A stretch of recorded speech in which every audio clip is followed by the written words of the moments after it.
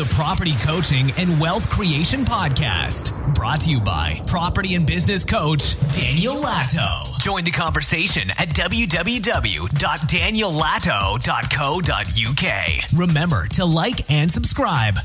Hi and welcome to the Property Coaching and Wealth Creation Podcast. My name is Dan Latto, and in this podcast we've got a Facebook Live. So I did a Facebook Live in the last couple of days, and of course not everybody can watch the Facebook Lives, but the information in those Facebook Live events are really important. So I wanted to share them and I wanted to get them down as a podcast, and so here is that Facebook Live. Speak soon. Morning everybody, it's Dan Latto speaking and we are live. It is a Monday. Welcome. Hope you guys are well. Thank you very much for joining us today. So a couple of things to go through. The first one is we've got the War Room event coming up. So these are events that go up and down the country. And we can't decide whether we're going to do them in just Leeds and London or Leeds, London, Manchester and Bristol. So we'll just have to see about that. But if you've not booked your ticket yet, then you should book your ticket because these are going to be awesome events. It's free of charge as my guest. So please book that. Come along. It's a full day of business coaching and training. It's literally where we chuck up all your problems onto the whiteboard one by one. And then we go, okay, it depends how many problems we get. If we get 100 problems, we'll pick the biggest ones out of it. And if we only get a couple, we'll go through all of them. But we go through each obstacle that's in your business one by one, whatever that happens to be. We chuck them on a whiteboard and then we solve the problem. It's a live coaching environment, which sounds really flashy. But basically, it's me at the front of the room with a whiteboard and we get all your problems solved. It's pretty awesome. We used to run these a couple of years ago. And people loved them. People loved them so much they stopped turning up for the group coaching calls on the webinar, which we've got later on today, actually. So if you guys want to turn up for that, I would love to meet you. You get to meet face to face, and it's almost like one of these, but it's live with a coaching board, with a whiteboard, and we do live coaching, and we coach on everything and anything. We've got my NLP background, we've got my property background, we've got my experience as a business coach as well. So it's pretty awesome. Come and find us at daniellatto.co.uk/war room on that one.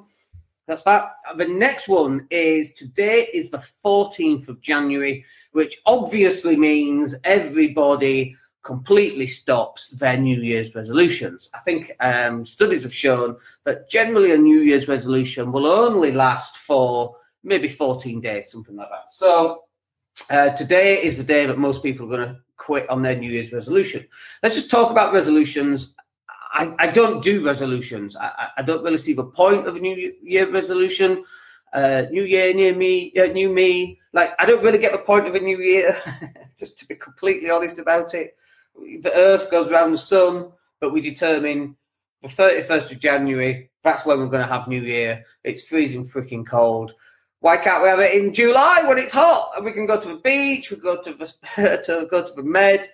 By the way, if you hear banging in the background, it's because the house next door are digging a new swimming pool. Like, I know, right? First world problems, I get it. But I can hear it, but I don't think the speaker's picking it up. Every so often I hear just doof, doof. Anyway. So I just don't get this New Year's resolution thing. The earth goes around the sun. We pick the 31st of January when it's freezing cold. I just don't get that. Why not May the 10th? Like, it's not like the earth goes around the sun and it gets back to the point it was in to begin with, because the sun's moving. This is a problem with time travel, by the way. If you travel back in time, you're likely to be floating in space. If you go back Marty McFly to 1955, wherever the Earth was in 1955 is not where it is right now. It's nowhere near. Like, the whole galaxy's moving, and then the sun's moving, and then the Earth's moving, right? It ain't happening. You're floating in space. Time travel, if it does exist, this is probably why they've not worked this bit out yet, because they have to work out where stuff is going to be in future, and we've not been able to work it out. Anyway, so that's why time travel doesn't exist. So forget about physics. It's just the sheer floating in space kind of thing. So I don't get New Year's resolutions. New year, new me. This year, well, why do you have to wait until the end of the year so you can be eating like a I don't know, a sloth? Do sloths eat a lot? I don't know. You could eat like a pig all year, and oh yeah, new year, new me, and then 14 days in, and then start eating again. I don't get that, right? So New Year's resolutions, it's like, it's not going to work for you. So, but if you have picked them, today's the day you're likely to quit it. So what would be better than a New Year's resolution? Well, I'm a great believer in goal setting for sure. I've kept some of my journals from 8 to 10 years ago, and I look at what my plans were on there, and I compare them with what's actually going on today, and it is like, oh my gosh, it came true. It might take 10 years for it to come true, okay? This is one of the reasons New Year's resolutions fall over. It's like 14 days. How's that supposed to work? What does happen is the long-term goal setting, and actually we've not done it for a while, and we need to do it as well. We're likely to do it at the next War Room event, thinking about it, because it's so important. But having a 15-year goal, a 10-year goal, a 5-year goal, a 3-year goal, an 18-month, a 12-month, 6-month, a 3-month, and a 1-month goal, anything less than that is a task. That's what you should be doing on your goal setting, or your New Year's resolutions, not doing them once a year at the end of the year when you've eaten like a pig, not gone running, not run your business, blah, blah, blah, blah, not done anything but you said you were going to do. It's just like kicking a can down the road and putting it off for another year. It's a nice, convenient excuse not to do the work, right? And that's not going to help you. What is better is if you go, well, in 5 years' time, I'm going to have this. Like, if you haven't got that in 5 years' time, like 1 year, if you mess it up 1 year, like, you can get away with that. But you mess up the next 5 years, you've messed up your life, right? So that's why it will work a lot better. Good morning, Callum. So that's why it's going to work a lot better.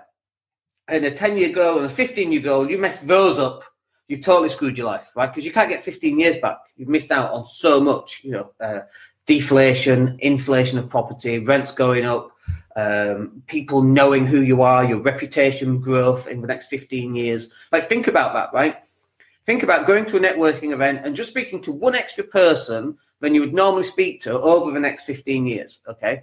Like 15 times 12, whatever that is, that's a lot of people, an extra 200. They know 5 people. Suddenly, that's an extra 1,000 people that know you, that might do business with you in 15 years. Or if you do just one networking event. Imagine if you did 4 networking events every month, right? Imagine if you did one podcast every single day, and every time you did a podcast, you got an extra person who knew about you. That's 365, assuming you did them on weekends. 365 all the way through for the next 15 years. How many extra people are going to know about you? A huge amount of people. I can't do the maths. 45,000? I just made that up. So, like, you can't mess up these 5, 10, 15-year goals, but it's easy to mess up New Year's resolution and then you quit in 14 days, right?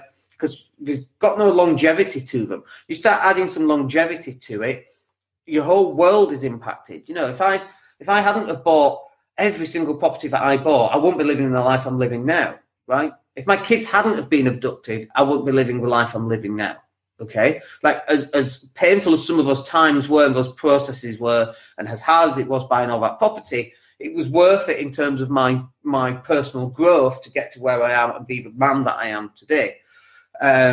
So you've got to be getting down on these goals. There's no question about it. Now, one of the reasons why people don't do goals rather than New Year's resolution is that they can't see 15 years down the line, but nobody can see 15 years. At best, it's a guess. So you might as well make it a really cool thing to be doing rather than a really rubbish thing to be doing. You might as well make your 15-year goal to be sat on a yacht, having flown over on your private helicopter, sat around in Ibiza or Greece or whatever it is, and you go, let's go to Switzerland, or whatever it was in the Wolf of Wall Street that they had to go to. So you might as well, like, because no one can see that far, so you might as well make it like this really big, grandiose thing, because who knows, right? It might actually come true. Now, the stuff that we've written down has come true thus far, and we've still got a lot of work to do in the next 10 to 15 years, because we've got another 10 to 15 years worth of goals, right? So, although admittedly, we've not written them down for a while, so we're going to do that probably the next couple of days for me personally, but definitely the War Room, the one that's coming up in Leeds, we'll do that. So that's what you need to be doing too. Like, if the most successful people in the world are writing down goals, and they all say one of the reasons is because I wrote down my goals, why are you not writing your goals? What makes you so different from all these very successful, wealthy people that says, oh, no, I'm just going to stick with my New Year's resolutions and then quit after 2 weeks?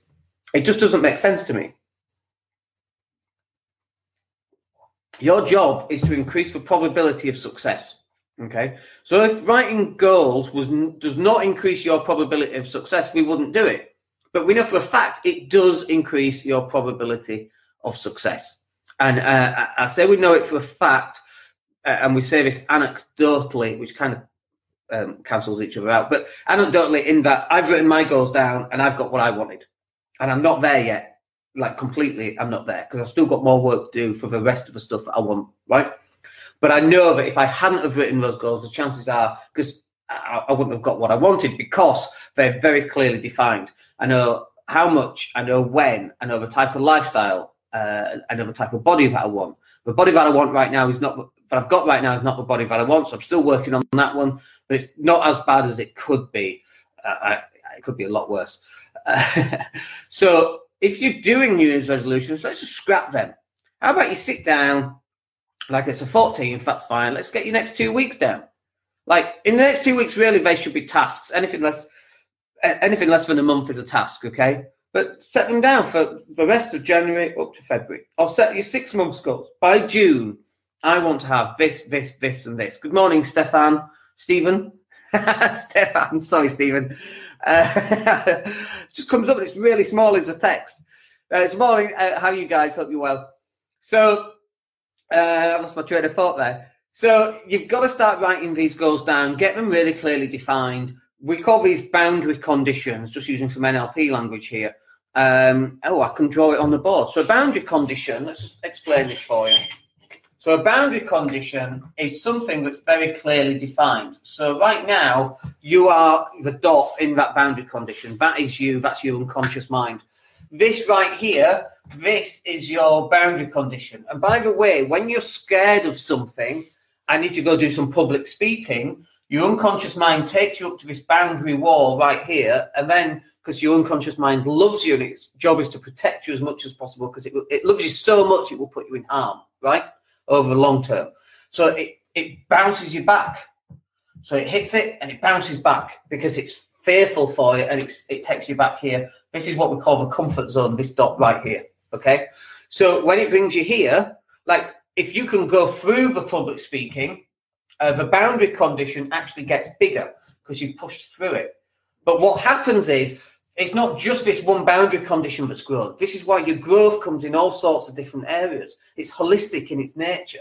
It's like if you're a bodybuilder and you just do top body, you'll reach a certain point and then you stop growing because you've got to work on your legs as well. Most people don't do that, so they limit the growth. Whereas, nature loves like equilibrium, right? It loves equilibrium. So, and it loves symmetry to some extent. So you've got to do your legs and then your body will grow even more, okay? So when you're breaking down this boundary condition is much bigger, but then so are all the others, right? This is why, crazily, if you go, well, I'm scared of public speaking, all right, take a pottery class. What am I taking a pottery class for? Explain down why I'm taking a pottery class. Because you're nervous about doing a pottery class. Go do some live nude painting where you're the nude dude, right? Is that going to burst you through your boundary condition onto the next one? Yes. And then look what's happened. Your boundary condition. And then you hit here and you go, well, blimey, I've done nude drawing where I'm the guy, the nude dude. That's not a problem at all. I can do public speaking. Isn't that amazing? Like, we don't teach you this at school. And the reason we don't teach you this at school is none of them freaking know it. Oh, it's a Monday morning, ready for a rant. So your boundary condition is what it's all about, okay? And the more you expand that, the better results you're going to have. So if you've got a 5-year goal and the 5-year goal is to be a successful business person earning £20,000 a year, brilliant. Do you think public speaking, do you think that might help? Yes. So you need to expand these boundary conditions, and we call this growth, and it expands in all sorts of directions. We can cover that at the War Room if you want to go into more depth. There's a whole day's worth of training just on the boundary conditions, or comfort zones as we call them. But most people don't understand. But if you want to ask me about that, then come to the War Room and we'll go through it.